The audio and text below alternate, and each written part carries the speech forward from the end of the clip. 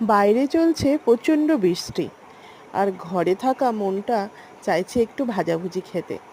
তাই নিজের সেই শখটা মেটানোর জন্য বাইরে তো যেতে পারবো না বৃষ্টির জন্য, তো ঘরেই আমি বানিয়ে ফেললাম পেঁয়াজি।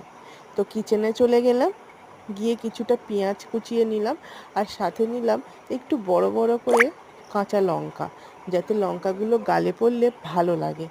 তো তার সাথে আমি কিছুটা বেসন মিশিয়ে নিলাম, আর দিলাম একটু কালো জিরে, আর সামান্য একটু হলুদ গুঁড়ো, আর এর সাথে দেব স্বাদ মতো নুন। তো এই সবগুলোকে একত্রে আমি মিশিয়ে পেঁয়াজি ভাজার জন্য রেডি করে নেব। তারপরে আমি কড়াইতে তেল গরম করতে দিলাম, এবং কড়াইটা ছিল আমার মেয়ের একটা ছোট্ট কড়াই। তো তার মধ্যে করেই আমি এই পেঁয়াজিগুলোকে ভাজলাম। তো দেখো এখানে তেল আমার গরম হয়ে গেছে, এবং তেলের মধ্যে আমি দিয়ে দিয়েছি চপগুলোকে ভাজতে।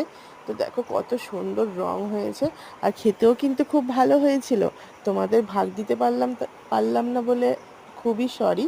তো তোমরা দেখে নাও, প্রসেসটা তো দেখিয়ে দিলাম, তোমরাও বানিয়ে নাও। এখন কিন্তু 2-3 দিন ধরে খুবই বৃষ্টি হবে, আর সন্ধেবেলা কিন্তু একটু চপ মুড়ি মন চাইবেই। তো সাথে একটু চা করে নেবে, চা। এর সাথে কিন্তু দুধ চা খেও না, তাহলে কিন্তু গলা জ্বলবে। তো নেবে চা, আর নেবে পেঁয়াজি, আর এইভাবেই সন্ধ্যাটা